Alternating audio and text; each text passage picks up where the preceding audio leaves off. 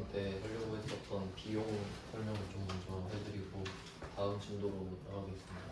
일단 유동자산은 끝났어요. 비용은 사실 뭐 따로 진도가 있는 건 아닌데 그냥 전반적인 이해도를 높이기 위한 지식이라고 보시면 돼요. 비용. 일단 전제부터 갈게요. 전제. 우리 회계 배우고 있는데 전제는 발생주의죠. 현금주의가 아니죠. 우리는 현금주의가 아니라 발생주의를 쓰고 있습니다.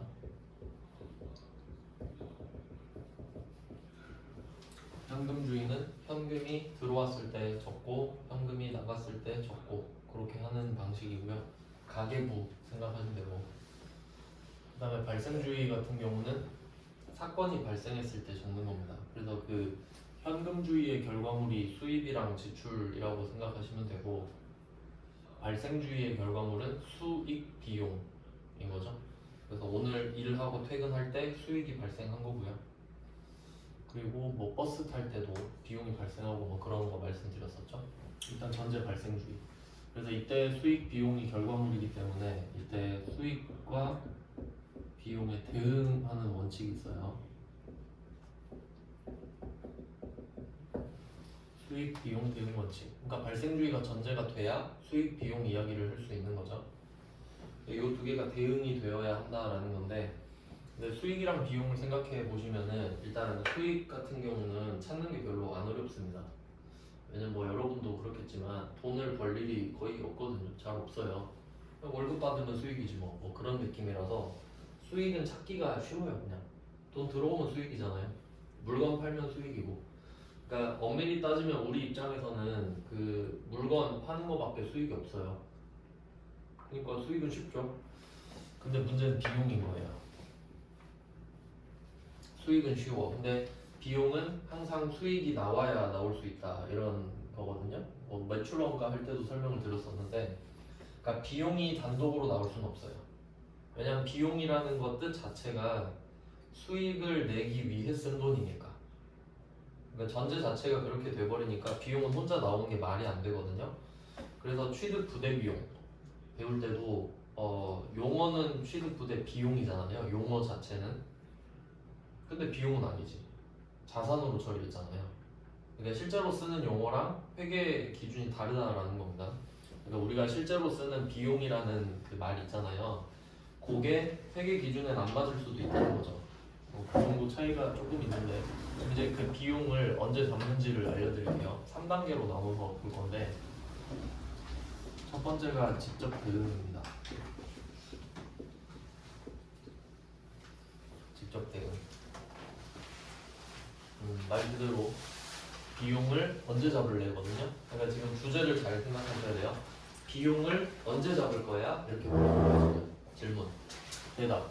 직접 대응할 건데 이렇게 말을 하면 이해해야 되죠? 아, 수익이 있어야 비용을 잡는다는 소리구나. 그 뜻이에요.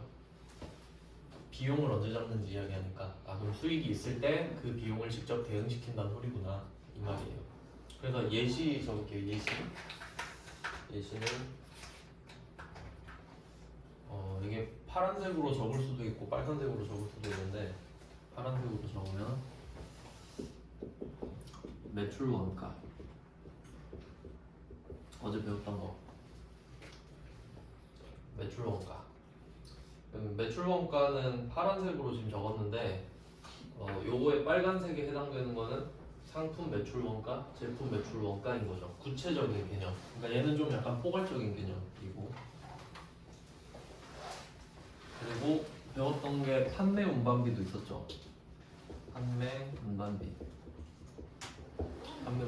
매출 운반비라고 하셔도 되고. 그럼 판매 운반비는 계정 과목이 아닙니다. 계정 과목 아니죠? 매입 운반비도 계정 과목 아니죠? 그럼 매입 운반비는 어디 있나 찾아볼게요. 매입 운반비는 매출 원가 안에 들어있죠. 78 플러스 2. 그냥 이 용어를 외우시는 게 아니라 숫자를 떠올리는 거예요. 어제 매출 원가 80 있었잖아요. 80. 매출액 100. 근데 그 80이 뭐였냐 하니까 78 플러스 2였죠. 그 다음에 그거 파는데 3만원 더 썼다. 그러니까 78 플러스 2 플러스 3. 100원 버느라 83 썼다. 100원의 수익이 있잖아요. 수익이 있으니까 지금 비용 적었죠. 얼마? 78 플러스 2 플러스 3. 이게 직접 대응이에요. 그럼 우리는 이 회계 처리 하나를 하면서 아 이거 100원 버느라 83 썼구나. 바로 직접 대응이 되죠. 그러니까 원칙. 이게 제일 좋잖아요.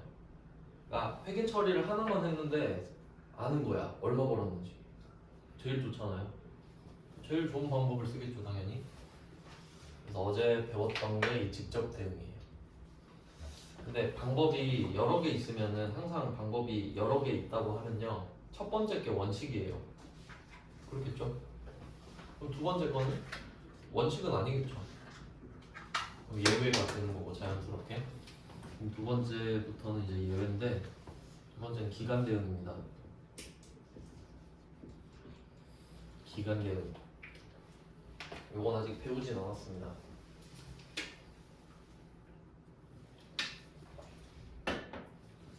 예시 적을게요.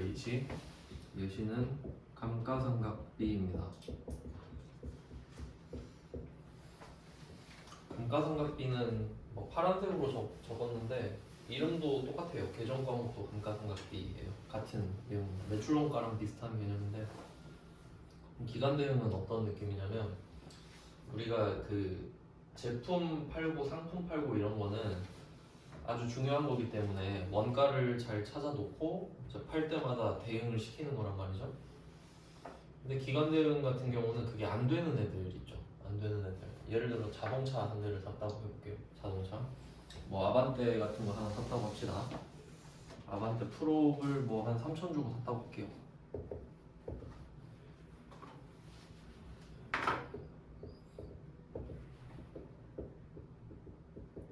아반떼를 3천 주고 사야 되는 시대가 왔죠. 아반떼 3천 풀업으로 샀어요. 2,500 정도 하니까. 근데 얘를 몇 년 탈지 모르죠 우리는. 어떻게 알아요 몇 년 탈지? 모르잖아요. 근데 회계는 이걸 합리적으로 처리를 해야 되기 때문에 비용 처리를 하게 돼 있어요. 왜냐면 이 차를 그 몇 년 탈지는 모르는데 이 차를 사서 확실한 게 두 개가 있어요. 첫 번째는 이 차를 타면서 돈을 더 많이 벌 거다. 뭐 버스 타고 다니는 것보다 많이 벌겠죠. 기동성이 더 좋아지니까. 두 번째, 이 차의 가치가 떨어진다. 이 두 개는 확실하죠. 근데 문제는 얼마를 더 버는지를 몰라요. 이 차를 타면서. 그리고 이 차의 가치가 얼마나 떨어지는지 모른단 말이에요. 맞죠? 그럼 내가 이걸 맨날 찾고 다니는 거야. 이 차로 얼마를 벌었다. 그거 찾느라 찾느니 그 시간에 돈을 버는 게 낫죠. 그러니까 비용 처리가 되고는 있어요. 수익이 있으니까. 맞죠? 근데 얼마인지 모르겠다 이거지. 근데 이거 찾느라 시간이랑 비용이 많이 드니까 그냥 대충 한 5년 정도 쓴다고 가정을 할까? 이렇게 돼요. 5년 정도 쓴다고 가정을 하는 거예요. 가정. 실제 몇 년 쓰는지는 상관이 없습니다. 근데 확실한 거는 이 차를 산 이상은 언젠간 폐차를 할 거라 이거지. 맞죠? 언젠간 하겠죠. 언젠간. 그러면 그 폐차 시기를 5년 후로 가정을 하자 이거지. 어차피 하긴 할 거니까. 그러면 요거를 그냥 N빵 쳐요. 그냥. 귀찮으니까. 뭐 다른 방법도 있는데 제일 편한 방법이 N빵 치는 거거든요. 이걸 정액법이라고 해요.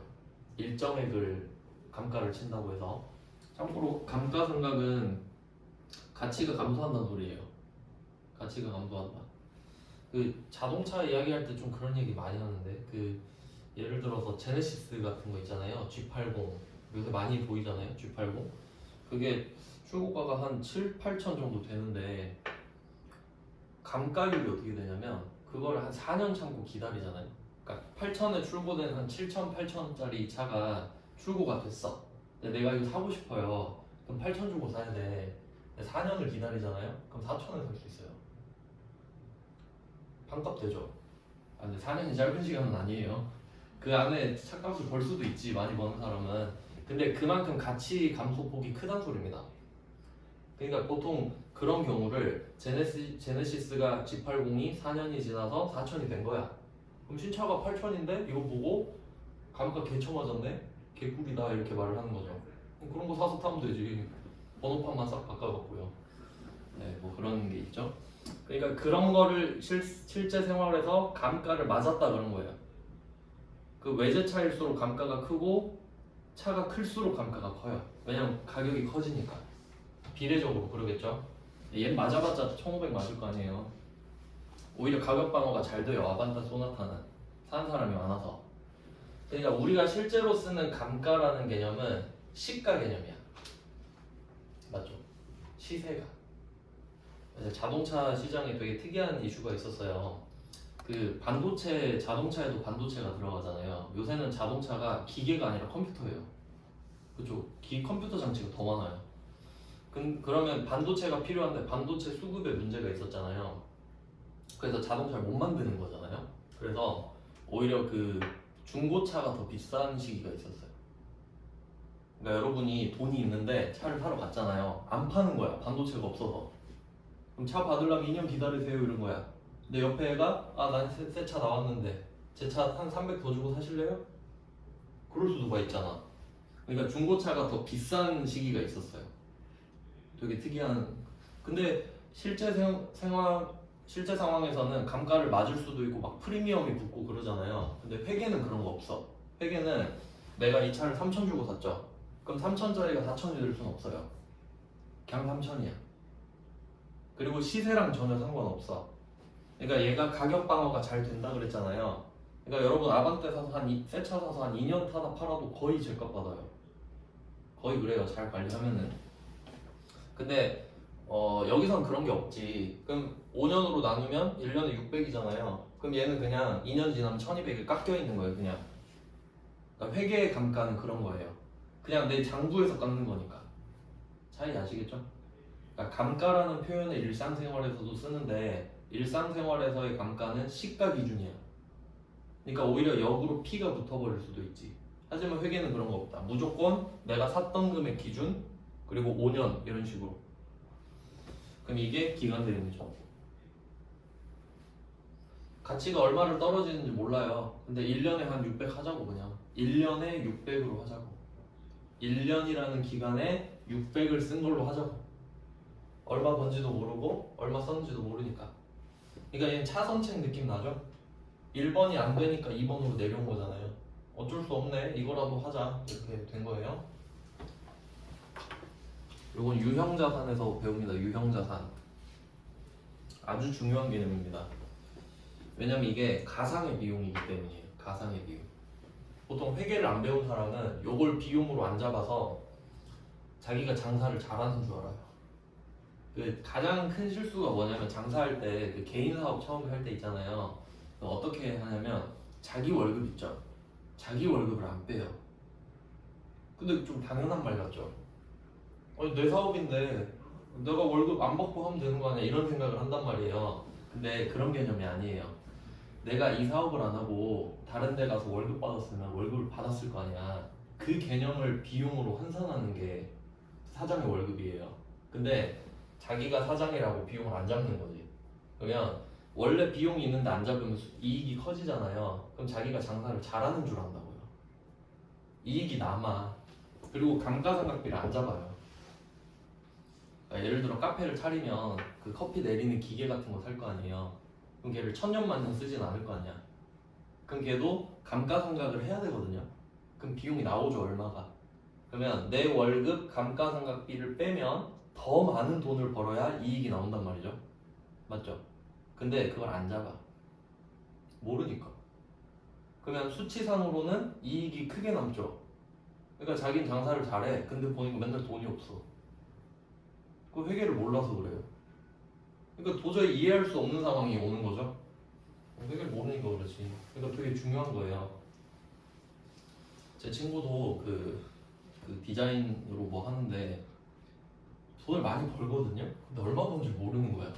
그래서 저한테 좀 요청을 했어요. 그래서 제가 딱 정리를 해서 야 너 작년에 이만큼 벌었다니까. 와 진짜 신기하더라고요. 그러니까 걔는 돈을 버는 것밖에 할 줄 모르는 거지. 그러니까 버는 거를 잘하는 건 좋긴 한데 여러분이 만약에 돈을 벌어요. 그러니까 월급 받으면은 얼마 받는지 알잖아요. 근데 사업하면 자기가 얼마 버는지 몰라요 실제로. 근데 버는데 얼마 버는지 모르면 좋겠어요? 그건 아니잖아. 그래서 회계가 필요하다는 거예요. 월급쟁이한테는 필요 없지. 월급쟁이한테는 가계부가 필요하고요. 그다음 3번. 1번도 안 되고 2번도 안 될 때. 이건 이제 답이 없어요. 그냥 비용 처리해요. 그냥 비용 처리해요. 즉시.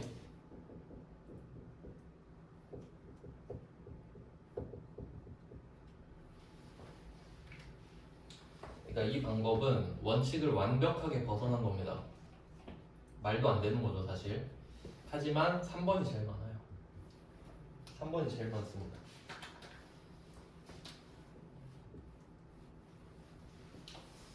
여러분도 살다 보면요, 원칙대로 하게 되는 경우가 잘 없죠. 거의 야매로 하게 되고 갈아치게 되고 그러잖아요. 다 그러니까 용인하게 되고 그런 느낌인데, 즉시 비용 처리는 1번, 2번이 안 될 텐데요. 한번 생각을 해봐요. 1번에 해당되는 예시가 2개입니다. 뭐 더 있을 수도 있는데 많진 않아요. 그 다음에 2번에 해당되는 게 1개 있죠? 그럼 나머지 뭐 있어요? 즉시 비용. 이거겠지. 왜냐면 이거 안 되니까요. 그러니까 훨씬 많아 이게. 그러니까 오히려 이게 메인입니다. 한번 잘 생각해 보세요. 우리 배웠던 거 중에 출장 간 거 있죠? 출장 간 거. 계정 과목 기억나요? 여비교통비. 그러니까 출장비로 써도 돼요 지금. 그냥 제가 색깔 일부러 차이 보여드리려고 지금 쓰는 거예요. 그러니까 파란색으로 썼으면 출장비라고 썼을 거야. 알죠? 네, 빨간색으로 쓰니까 여비교통비라고 쓴다고요. 우리 약속했잖아요.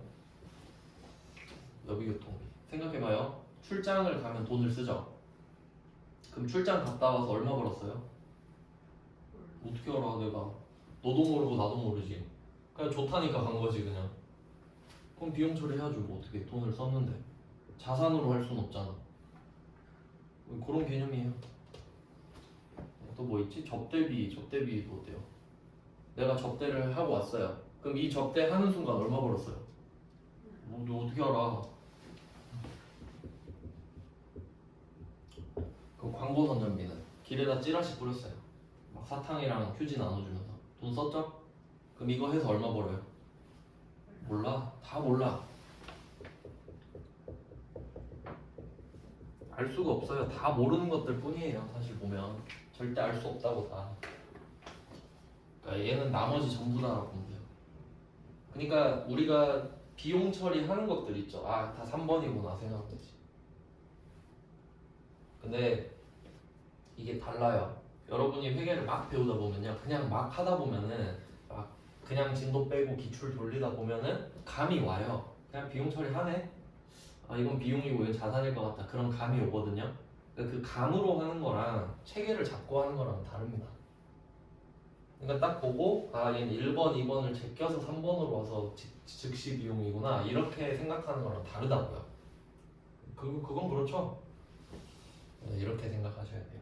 되게 중요한 내용이에요 이거. 자, 비용은 추가로 붙여서 했고요. 이제 진도를 나가야 되는데 그 자료가 바뀌거든요. 제가 어제 말씀을 못 드렸는데 비유동자산으로 바뀌는 거를 알고 계신가요? 네, 그 알고 있겠죠? 재고자산이 끝났으니까. 네, 그러면 이제 요걸 바탕으로 또 다음 진도로 넘어가겠습니다. 유동자산이 끝났고 비유동자산입니다.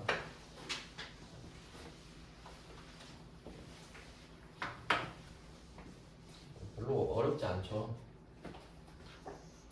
어제 인강 듣는데 어려운 파트가 있었거든요. 하필 꼭 자기 전에 어려운 게 나와요. 짜증나게 자야 되는데 못 자게. 근데 멍 때리고 있었는데 저는 계속 돌려보거든요. 이해할 때까지. 근데 인강 강사가 이거 이해 못하면 세무사 하지 마 그러는 거예요. 어우씨. 그건 맞는 말이긴 하죠. 어차피 안 될 거니까. 그러니까 이것도 안 외우고 노력을 안 할 거면 뭐하러 하냐 이거지. 맞는 말이죠. 근데 다행히 저는 여러분한테 그런 말은 안 해도 되잖아요. 엄청 어려운 게 아니니까. 전 그런 말 듣고 하고 있어요 지금. 제가 여러분 하루에 4시간 강의를 하고 집 가서 또 한 6시간 공부하고 막 그러는데 힘들어요. 쉬운 게 없죠.